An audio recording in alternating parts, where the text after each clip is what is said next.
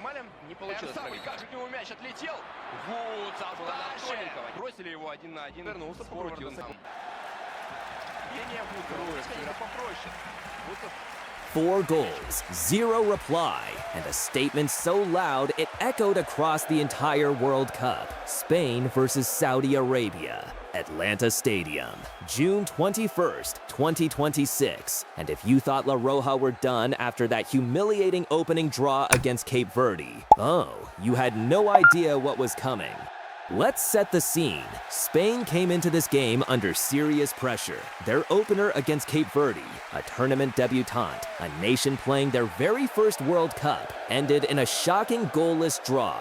No goals, no creativity, no spark. The entire footballing world was questioning Luis de la Fuente. Social media was on fire. Were the European champions already in crisis? Were they the next big tournament bust? And then, Lamine Yamal walked out onto that Atlanta pitch, and the answer came within 10 minutes. Minute 10!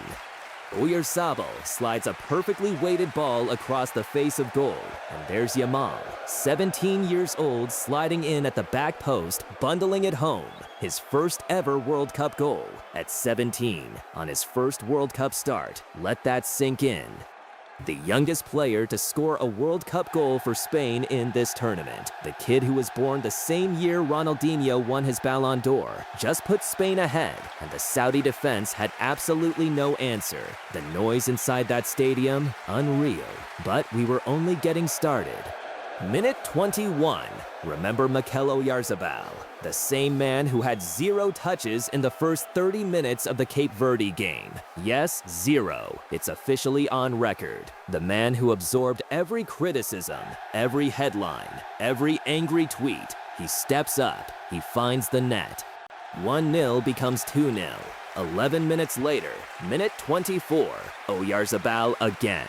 Back of the net. His second goal in less than 4 minutes.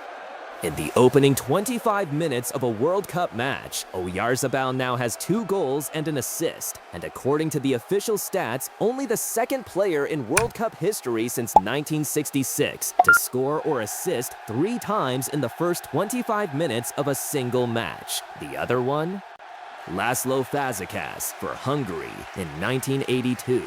That is the company Mikel Oyarzabal is now keeping. The man went from invisible against Cape Verde to absolutely unstoppable against Saudi Arabia in the space of 1 match. That is a redemption arc no scriptwriter could dream up.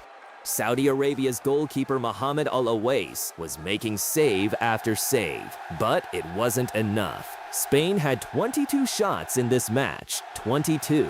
Saudi Arabia had 3.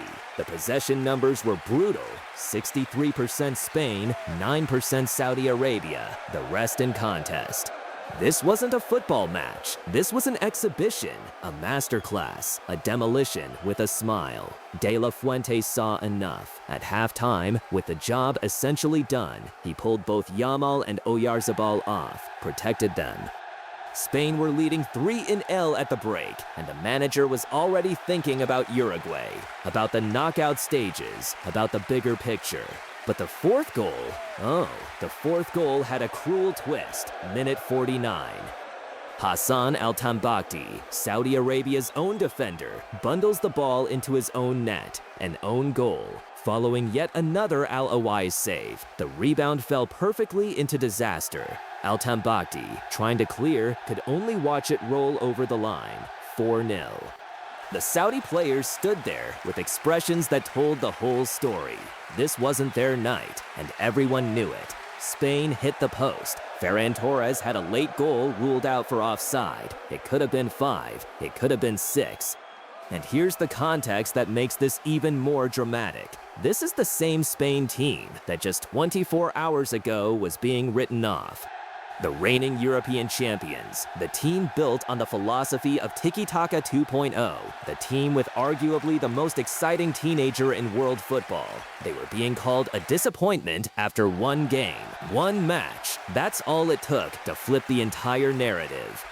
Spain are not just alive in this World Cup, they are dangerous, they are clinical, they are exactly the kind of team that wins these tournaments because they can absorb early pressure and then at the right moment explode. Lamine Yamal, in full fitness, is a different animal. His coach De La Fuente was asked after the game, is this kid the next Messi? His answer was careful, measured, respectful of the legend. It's a mistake to make those comparisons. But watch the way Yamal moves, watch the way defenders fear him, watch the way 1-versus-1 situations just melt in his hands, and you understand why the comparisons won't stop. He is something genuinely special, and the World Cup just got his first goal. It will not be his last.